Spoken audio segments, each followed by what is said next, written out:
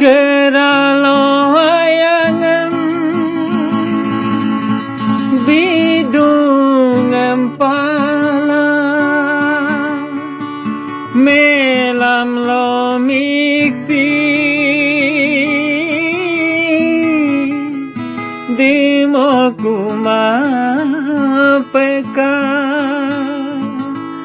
melam lo miksi di mo kumapeka keralo ayangem bidungem pala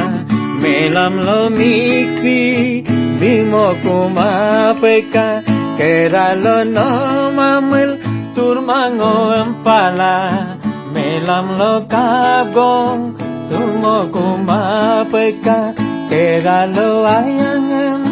bidungem pala melam lo miksi di mo kumapeka keralo no mamel turmango empala melam lo kabgong sumo kumapeka keralo ayangem bidungem pala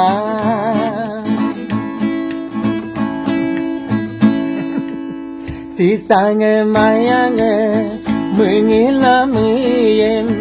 yela memayangem mengila meyem sisangem ayangem mengila meyem yela memayangem mengila meyem longe ko gimlo ang kumae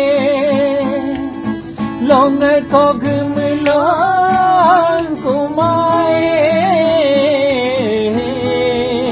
ang kumae